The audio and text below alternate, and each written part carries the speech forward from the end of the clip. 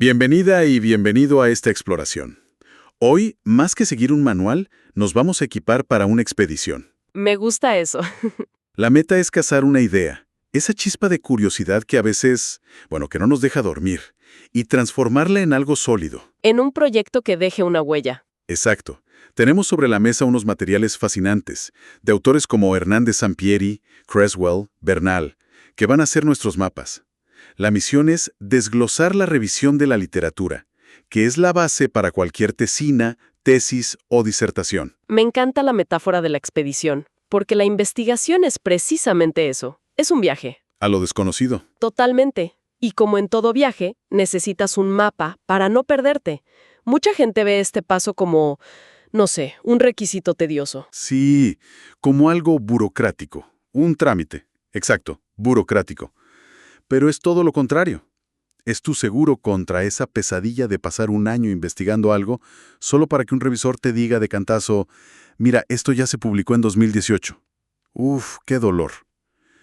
Fíjate, las fuentes que tenemos, como la de Bernal, nos recuerdan algo clave. Un problema de investigación no es algo negativo. No es un problema en ese sentido. No, es sencillamente una brecha en el conocimiento. Algo que merece ser estudiado para mejorar el mundo, ya sea en la medicina, en el desarrollo comunitario o, qué sé yo, en las artes. Ok, vamos a empezar por ahí, porque creo que ese es el primer gran obstáculo. Mucha gente, y me incluyo, confunde tener un tema con tener un problema de investigación.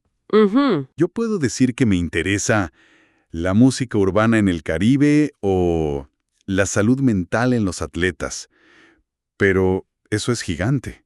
Es como decir que quieres explorar un continente entero a pie.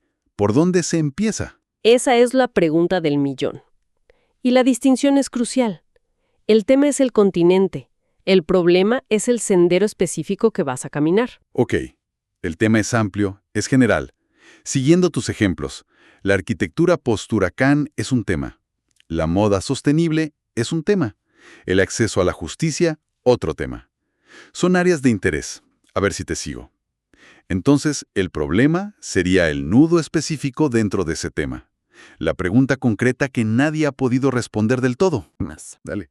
En vez de música urbana, el problema podría ser: no entendemos cómo las letras de ciertos géneros urbanos reflejan los cambios en la percepción de la masculinidad en Puerto Rico en la última década. Wow, mucho más específico. ¿Ves? O en vez de salud mental en atletas, el problema es: existe evidencia contradictoria sobre las estrategias de afrontamiento que usan los atletas universitarios aquí, en Puerto Rico, ante la presión competitiva. O sea que no se sabe cuáles son más efectivas. Ahí está. Y en arquitectura el problema es: una práctica de construcción de techos que se popularizó después del huracán María está fallando a los 5 años y no se ha identificado la causa estructural exacta. Es pasar de lo general a lo específico. Y me imagino que ese paso da pánico, porque se siente como que estás abandonando un montón de ideas interesantes para quedarte con una sola cosita que parece pequeña. Absolutamente. Es el miedo a perderse de algo. Pero como explican las fuentes, es todo lo contrario. A ese proceso se le llama delimitar. Delimitar. Y no se trata de hacer la investigación más pequeña, sino más profunda y más potente. Es la diferencia entre cavar 10 hoyos de 1 metro o un solo pozo de 10 metros. Solo en el segundo encuentras agua. Ahí lo tienes. Delimitar, como dice Arias en uno de sus textos, es concretar el planteamiento en una pregunta precisa. Y esa delimitación tiene como varios componentes, ¿verdad? No es solo el qué, sino el quién, el dónde y el cuándo. Correcto. Tomas decisiones sobre 4 ejes. Primero, la población. ¿A quiénes vas a estudiar? No son pacientes, son pacientes de terapia física entre 20 y 30 años en un centro de rehabilitación específico de Ponce. No son empresarios, son dueñas de pequeños negocios de comida en Caguas. No son plantas, es una especie de orquídea endémica que solo crece en una zona del yunque. Ok, población. Luego el lugar y el tiempo. La investigación es en un hospital, en una comunidad costera, en un archivo. ¿Y en qué periodo? ¿Los últimos 5 años? ¿Un semestre? El periodo justo después de la aprobación de una ley. Exacto. Y finalmente, el fenómeno exacto. ¿El qué? ¿El qué? El aspecto preciso que vas a mirar. Un estudiante de modas no estudia tendencias. No, muy amplio. Demasiado. Estudia el uso de textiles sostenibles, como la tela de piña, por diseñadores emergentes en el viejo San Juan. Alguien de leyes no estudia la criminalidad, estudia el impacto de una ley específica del 2021 en las tasas de reincidencia juvenil en Bayamón. Al delimitar, tu pregunta se vuelve Investigable. viable. Pasas de un sueño a un plan. Entendido. Ya tengo mi pozo de 10 metros, mi pregunta específica sobre los atletas en Ponce o los textiles en San Juan. Supongo que el siguiente impulso es salir a la calle a buscar respuestas. Pero las fuentes dicen que hay que hacer una pausa crucial aquí. Una pausa importantísima. Antes de crear conocimiento nuevo, tenemos que entender el que ya existe, ¿no es así? Esa es la clave de todo. Ese paso es la revisión de la literatura. Y como bien dices, no es un paso previo, es el corazón del asunto. Una investigación sin una buena revisión es como construir un edificio sin cimientos. Se cae. Se ve bien por un momento, pero al primer temblor se cae. Pierde toda credibilidad. Uno de los materiales que tenemos usa una analogía que me pareció genial. Dice que buscar fuentes es como ir al supermercado. Llenas el carrito con un montón de ingredientes, de todas partes. Pero el resultado final, el marco teórico, es la receta. El plato que cocinas usando solo los ingredientes que necesitas, en la combinación perfecta. Es una analogía perfecta. Porque no se trata de acumular por acumular. Hernández Sampier y Mendoza son muy claros sobre el poder de este proceso. La revisión te permite primero entender qué se sabe ya sobre tu tema. Para no repetir. Evitas la vergüenza de descubrir algo que ya se sabía. Segundo, te ayuda a identificar los debates, las teorías, los conceptos clave. Te da el lenguaje técnico para hablar de tu problema con Propiedad. Con propiedad. Exactamente. Y también te da pistas prácticas, me imagino. Si soy un estudiante de química, puedo ver qué técnicas usaron otros para medir algo. Si soy de recursos humanos, veo cómo se ha medido antes la satisfacción laboral. Exacto, no tienes que inventar la rueda. Y lo más importante, te permite construir un caso sólido, justificar por qué tu investigación es necesaria. Ahí es donde le dices al mundo, miren, sobre esto se ha hablado de A, B y C, pero nadie ha conectado los puntos de esta manera. Hay un vacío, y mi investigación viene a llenarlo. Ahí pasas de ser un estudiante a ser un colega en la conversación académica global. Ok, me convenciste. Es fundamental. Pero ahora viene el problema práctico. Vivimos en la era de la sobrecarga de información. Pongo mi tema en Google y me salen 10 millones de resultados. Uf, sí. Videos de TikTok, blogs, noticias. ¿Cómo separamos el grano de la paja? ¿Cómo sé qué es un cimiento sólido y qué es arena movediza? Esta es una destreza crítica que te va a servir para toda la vida, no solo para la tesis. Las fuentes nos guían para clasificar la información. Imagina una pirámide. En la base, lo más sólido están las fuentes primarias. El oro puro. El oro puro.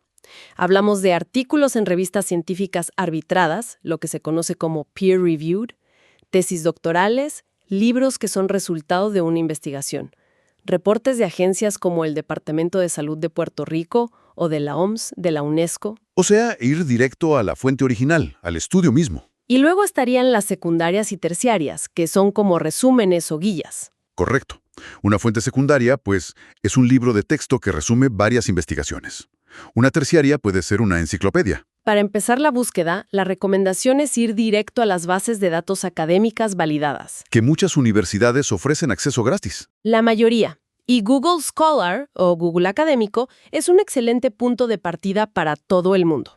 Y si quiero buscar cosas más locales, o de una disciplina específica. Por ejemplo, si estudio desarrollo comunitario en Latinoamérica, o soy de enfermería. Perfecto. Para investigación de nuestra región, bases de datos como Redalic y Cielo son vitales, y de acceso abierto. Si buscas algo multidisciplinario, pues tienes JSTOR, EBSCO y ProQuest. Ok. Y para ciencias de la salud, como enfermería, medicina o terapia física, tienes PubMed, Medline Plus y la red BBS. La clave es no limitarse. Busca lo que se ha publicado aquí, en el Caribe, pero mira también a Estados Unidos y Europa. El conocimiento no tiene fronteras. Y eso me lleva a una pregunta. ¿Qué pasa si encuentro el estudio perfecto para mi tema sobre ingeniería de materiales, pero está en alemán? Antes eso era una pared. Producir artículos completos con una precisión bastante buena. No será perfecta. No será una traducción literaria, pero te permitirá entender la metodología, los resultados, las conclusiones. ¿Qué es lo que necesitas? Se nos abrieron las puertas al conocimiento global como nunca antes. Y no todo es texto, ¿cierto? ¿Qué pasa si encuentro un podcast increíble con una experta en política pública o un documental sobre el impacto ecológico de un proyecto? ¿Eso cuenta? Claro que cuenta, siempre y cuando apliques el mismo rigor crítico. Un documental bien investigado, un podcast con un experto reconocido, una entrevista grabada a un líder comunitario, todo puede ser una fuente valiosa. La clave es siempre la misma pregunta. ¿Quién es el autor? ¿Cuál es su peritaje? ¿Presenta evidencia o solo opiniones? ¿Tiene una agenda oculta? Esa es la alfabetización mediática en acción. Un momento. Todo esto de buscar, leer, evaluar, sintetizar, suena a un trabajo de meses. Y hoy en día tenemos herramientas de IA que prometen hacer eso en segundos. A ver, seamos honestos. Vamos a ser honestos. ¿Por qué alguien se tomaría todo este trabajo si podría pedirle a una IA, dame un resumen de 20 artículos y escribe un borrador? Esa es la tentación, el atajo que parece brillante, pero te lleva a un callejón sin salida. Aquí es donde la integridad académica se pone a prueba. La tecnología y la IA son herramientas brutales, pero son como un bisturí. A ver. En manos de un cirujano salvan vidas. En manos inexpertas pueden causar un desastre. Hay formas éticas de usarlas y formas que no lo son. Ok, vamos a desglosar eso. ¿Cómo sí me puede ayudar la IA en este proceso? Te puede ayudar de 3 maneras principales. 1. La traducción, como ya mencionamos. 2. La organización. Para categorizar. Exacto. Cuando tienes 30 o 40 artículos, puedes usarla para que te ayude a identificar temas recurrentes. Y 3. Para refinar búsquedas. Le puedes pedir que te sugiera palabras clave alternativas, en inglés y español, para mejorar tus resultados. Es como un asistente de investigación. Es un asistente, no el investigador. Y el gran no, la línea roja que no se debe cruzar. La línea roja es delegarle el pensamiento. No se debe usar para generar resúmenes de artículos que no has leído. Leer y comprender la fuente directamente es insustituible. Es ahí donde pasa la magia. Es en esa lucha con el texto donde desarrollas el análisis crítico, donde conectas ideas, donde encuentras las fallas en el argumento de otro autor. Usar un resumen de IA sin leer el original es como decir que viste una película cuando solo leíste la sinopsis. Te pierdes todo. Toda la profundidad, los matices, la esencia. Y por supuesto, jamás se debe usar para que escriba por ti. Eso es plagio, simple y llanamente. La honestidad académica consiste en distinguir claramente entre tus palabras y las que vienen de otros. Ok.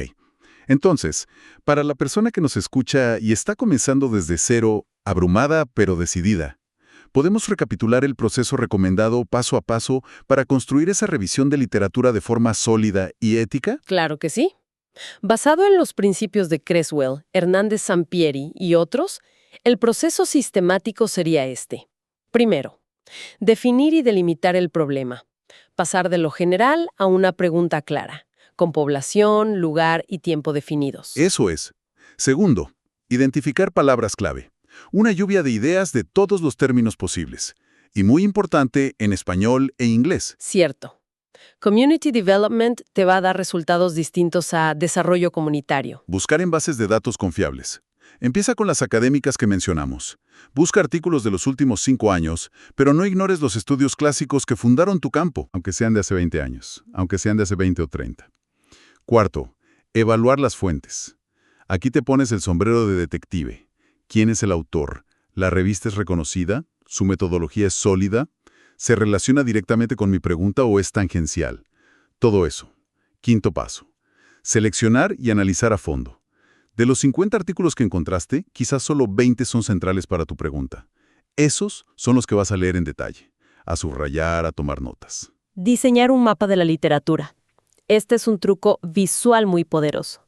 Organiza las fuentes en un diagrama, por temas, por argumentos a favor y en contra, o cronológicamente. Te ayuda a ver la conversación completa. Y el último paso, que me imagino que es el más creativo, sintetizar y redactar. Este es el momento de la verdad. Y no es un copy-paste de resúmenes. Yo lo veo como ser el anfitrión de una cena elegante. Me gusta. Has invitado a todos estos autores, a estas fuentes, a tu mesa. Tu trabajo como anfitrión es presentarlos, señalar dónde están de acuerdo, moderar cuando discuten. Mientras que Hernández Sampieri propone esto, Arias ofrece una visión contraria. Justo así. Y al final, después de que todos han hablado, te pones de pie y dices, gracias a todos por venir. Esto es lo que he aprendido de su conversación. Y esta es la nueva idea, mi propia contribución, que yo ahora pongo sobre la mesa. Ese es tu marco teórico. Ese es. Entonces, ¿qué significa todo esto? Significa que investigar no es solo acumular datos o cumplir con un requisito. Es entrar en un diálogo con el conocimiento que ya existe para poder decir algo nuevo, algo que aporte. Es darle a tu voz la solidez para proponer un cambio. Una solución, una nueva manera de ver el mundo. Y aquí dejo una idea para reflexionar. Una vez que se domina este proceso de buscar, evaluar y sintetizar información de manera crítica, no solo cambia la forma de hacer una tesina. Te cambia a ti. Te cambia a ti. Y esto plantea una pregunta importante. ¿Cómo podría cambiar la forma en que se consume información todos los días? Desde las noticias que se leen hasta los memes que se comparten en redes sociales. Desarrollas un músculo. Un músculo, un escepticismo saludable que te hace una persona más consciente y honestamente más difícil de engañar. Excelente punto para cerrar. Antes de terminar, es importante aclarar que la creación de este material fue una iniciativa de la doctora Viviana Cruz McDougall, del Instituto Transdisciplinario de Investigación y Acción Social de la Universidad de Puerto Rico en Humacao. Así es. La intención es apoyar a estudiantes de diversas disciplinas para que identifiquen un problema de investigación que les apasione, lo delimiten con rigor y lo conviertan en una propuesta viable, relevante y con potencial de innovación, desarrollo y cambio social.